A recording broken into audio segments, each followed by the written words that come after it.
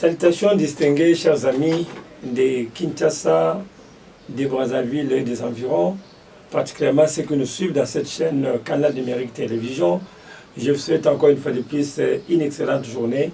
Là, vous êtes en train de me suivre. Que Dieu vous bénisse. Je vous retrouve parce que vous allez continuer à Nabino Makambebele par rapport à la santé Nabino.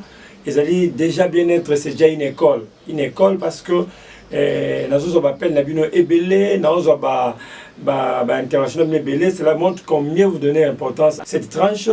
Et merci aux autorités de la chaîne qui nous ont fait confiance. Merci à la directrice de production, Madame Gisèle Fouille, qui nous encadre dans ce cadre-là d'orienter notre émission. Et merci à tous ceux qui collaborent avec moi. Et alors, je vous souhaite encore une fois de plus excellentes conditions d'écoute. Merci à Voldi, qui est du côté des caméras, et c'est lui qui fait le montage de cet élément pour que vous soyez en gros dans la condition où il y a Kitoko. Je vous retrouve parce qu'il est important pour nous de nous entretenir ma communauté de bonne santé et bien-être les autres, la communauté de bonne santé et nutrition. Ils ont dit que préoccupation, mais nous tous en ayant na bon monabiso. Alors le nom normeka ko la communauté du régime alimentaire et beaucoup plus na ko banda retoucher quelques évolutions par régime, mais le nom de communauté du régime végétarien ou un végétarisme. Ils ont dit régime oyo batmi basba kota yango bazaja na kat na yango. Et la première partie na yango lelo et le blanc va aborder deuxième partie na yango juste pour nous permettre bino au bondima bo kota na kati ya masolo yango boyeba avantage cause à les anini et puis s'il y a des inconvénients les anini et quelles précautions prendre. Puis exemple de comme susu au bazaje na kati ya selon l'église na bango ba c'est le végétarisme comme soit c'est la kayango par conviction personnelle. On soit celle à Kayango pour des raisons de santé, on soit celle à Kayango pour des raisons Yakokonda, ainsi de suite. Donc, nous avons des raisons, à motivation, au etindake, à celle à régime autobengaka végétarien, tout régime oyo, matalik, c'est privé dans tout ce qui est animal. Yangwana nakobanda na yango. Le 1er octobre, à chaque année, il y a la journée mondiale de végétarisme. Je crois que tout célébrer qui a monté dans le Canabiso. Nous avons même tenu une grande conférence dans la journée Yango. Et je crois que pendant que je parle comme ça, voilà, image Yangwana, ils sont témoins quand même qu'on avait une conférence comme ça, au Batbaï qui est belé pour la Kota Yango. Je crois que vous avez une image de Kovoldi à la télévision Yango. Voilà, ils ont une intervention dans Gaï pour la communauté de bon végétarisme. Puis, avantage na Yango, inconvénient cause à la ceux qui m'ont dit que c'est la Yango pour la Yango. Donc ça c'était juste pour vous donner une idée en gros. Alors Bao vous avez peut-être connoté, je ne saurais pas mettre le message là ici parce que c'est mon laï, mais je vais essayer quand même dans la quitter.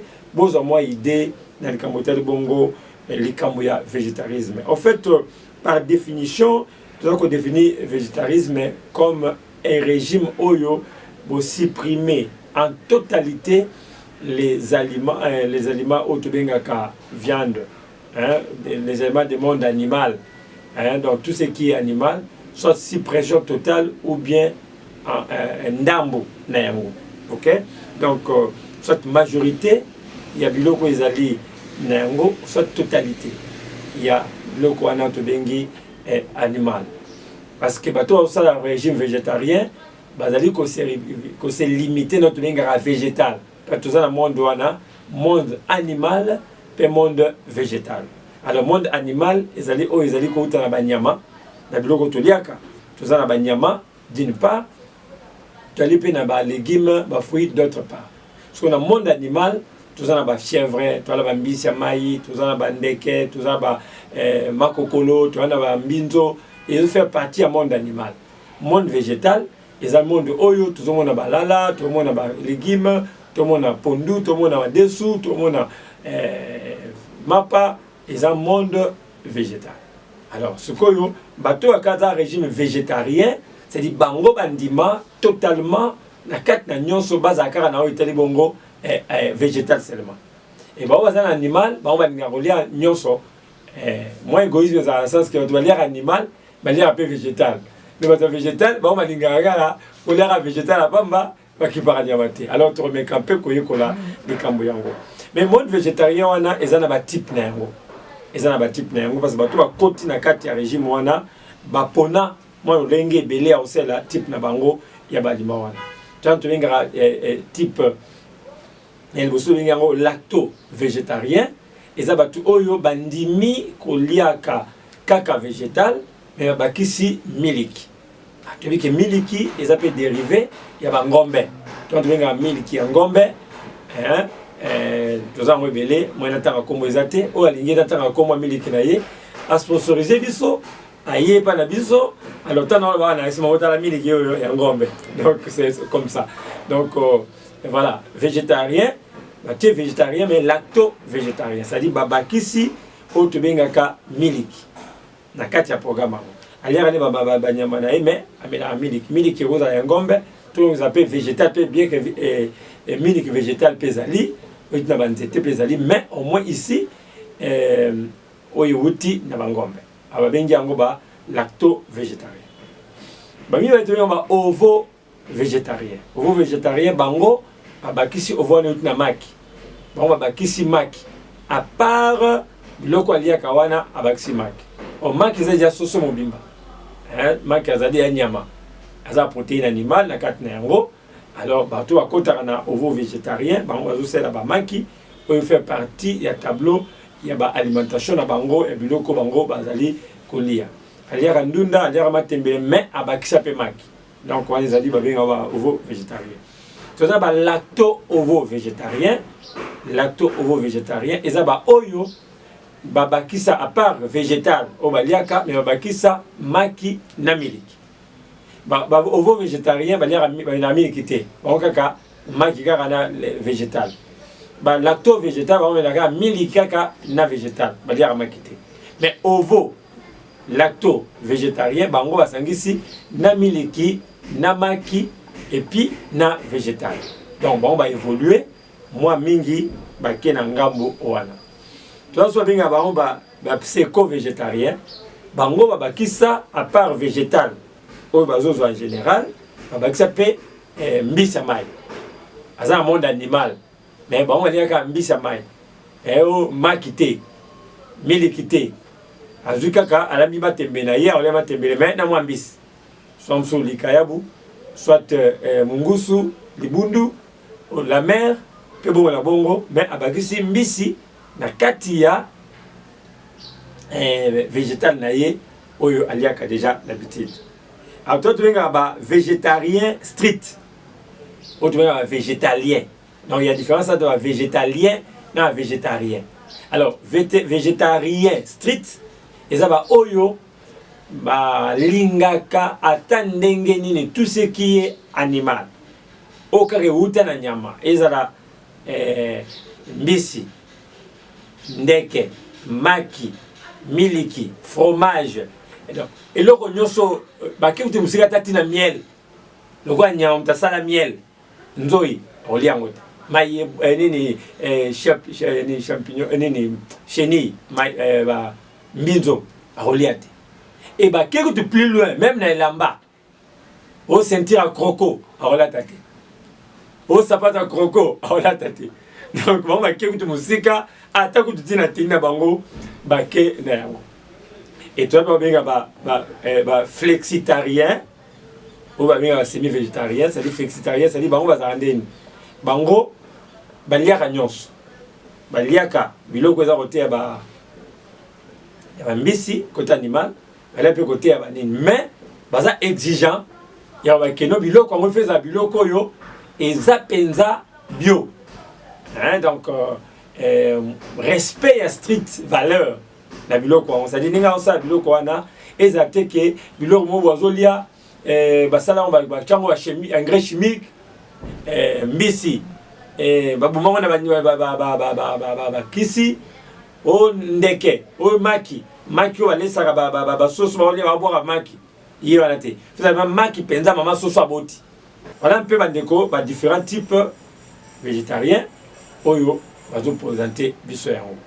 Mouto aligné kokota comme végétarien et c'est ngena iba avantage nini oyo akozona biloko wana parce que mtabi avantage loko ndako ko mikotsa pour que à quoi s'engager na ngo ba raison iko ko motiver yo comme végétarien et zalinine et blo yo sota ba catégorie surtout ko tanga awa boye onyo na tangi awa boye ezana bilo ko mso utaka na banyama te bilo mso utaka pe kaka na banyama par exemple protéine animale ezaka mingi koleka protéine végétale alors mutu alia ka misunité azana lia na risque ya kozana problème ya vitamine et la protéine parce que nous avons une quantité à mouké. Or, tu as une protéine, et ça, ma valeur est belle, importance est belle, na kati ya fonctionnement tout na comme ça on appelle ma protéine. Déjà, na kati ya ba monde animal, tout ça vitamine B12. Oh, nous avons na ba légumes té, nous avons na fruits té, nous avons na kati animal. Et ça kati ba maki, et ça kati ba viande mususu. Alors, il y a tu dois arrêter régime végétarien, ou tu veux ovo végétarien, ou bah ça moi maki, bah ça moi avantage. Par rapport à mususu, par rapport à la vitamine B12. Vie valeur na yango, vie importance na yango, est important et en d'autres na biso. Et protéines pèse important. Maintenant tu as ba aliment mususu oyo ko aider biso pour na cause peut-être ba protéine quoi ba soya, donc la ba avoine, otubenga quaker, avoine wana, to za na ba semulu mususu, ba wangila, OK? Et ko sunga biso to ba kisabilima muso. Maintenant roya wana un peu peut-être ba numéro oyo ko ya liboso. Maintenant, avantage, il y a régime végétarien et zanine. Il y a des bossos et qu'on peut réduire le cholestérol dans ma kila. Tu dis que le cholestérol c'est ma foute à ma baie, ou il y a beaucoup plus en grande partie na ba nyama. Et ça ma foute à oyo et kangamaka. Alors, tout le monde a raison aux une tabac, aux une gombe, aux une meme, au lait en gros, tant aux amoto et ça au fond. Ce qu'on va dire comme malili et kangamaka. Et né kangamaka wana, ce qui est au côté na kati en autres na biso. Et qu'il n'a pas créé un embouteillage dans l'artère.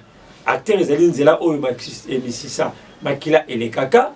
Alors, ce qu'on y a, ma foutawana, ce qui est créé dans kati vandi et kangamaka et sakimilaka, et comme quoi empêcher circulation makila à la malade. Et il y a des causes, il y a des maladies cardiovasculaires. On a dit, il y a la tension, la infarctus, la AVC, et où tu as bongo na bouchage, obstruction. Il y a voie autobingaka artère au maquiller les caca. Donc déjà, tant que tu as blocs riches en végétal, vous avez la capacité à réduire le taux de cholestérol dans la maquilla. À éliminer le risque de maladie cardiovasculaire quand il y a le cholestérol, les alibans dans d'autres naïos, ou diminuer le risque de maladie cardiovasculaire, le cas AVC, le cas infarctus de myocarde, le cas tachycardie, arythmie cardiaque, tout ça, et vous allez avoir beaucoup plus réduit à cause il y a bonne alimentation au yoponi. Et qu'on réduit la pression artérielle, le risque de développer hypertension. Parce que ceux déjà circulation makila ils ont la montée, pression makila et ya kamingi, pesa la que mutu au kabongo ko tension artérielle et puis à co développer diabète diabète type 2 à facilité à maîtriser en gros combattre à cause d'un équilibre malade. Non seulement ça, il y a aussi un problème pay à cancer. Mon toi allez ko lia la viande rouge mingité, toi allez ko dans un régime végétarien, allez ko réduire facilité à développer le cancer, le cancer il y a colon, il y a mutu pour monene, il y a poumon, il y a mabele, il y a cerveau, il y a mutu, voire même aussi il y a peau. Alors à cause de la facilité à éviter en gros pourquoi? Parce que moins des viandes rouges, parce que la viande rouge ils alaka moko va facteur ça que moto développer quatre naie ba maladie oyo na utu kotanga awa boina kombo ya cancer. Donc c'est une chose importante. Une autre raison encore, ils allaient perdre à poids. Moto zolia régime végétarien, régime végétarien, a la facilité il y a qu'on perd de poids, il y a qu'on garder poids mon corps idéal, pas battre aliment oyo azolia. Donc la viande, légumes, nini, et qu'on aider pour brûler la graisse. Non seulement qu'on brûler la graisse, mais qu'on aider pour poids à bongo équilibré, à permettre bon fonctionnement et la santé naïe. Alors pour nous, hormis qu'on a un régime oyo, il faut qu'on respecte peu comme la kamakayate, parce que ceux qui déjà ont un régime végétarien, on met la kamakaya, on a effacer biloko liya kawana. On met la kamasanga mingi te diminuer consommation na yo il y a masanga, boire moins d'alcool parce que si vous avez belé, malgré le régime végétarien, vous savez quoi croire dans le sala. Et puis surtout, vous savez l'exercice physique mingi, c'est dit mon corps qui va permettre pour que le régime ait un impact. Il y a malamu dans la santé. Voilà, bandeko, qui bongo orientation à liboso par rapport à tableau nabiso, qui bongo lié à problème il y a régime végétarien. Alors, au cause du numéro on a YouTube nabiso. Santé plus Bombile TV. Merci d'avoir dit. Montage et filmage. On se retrouve prochainement pour un nouveau numéro.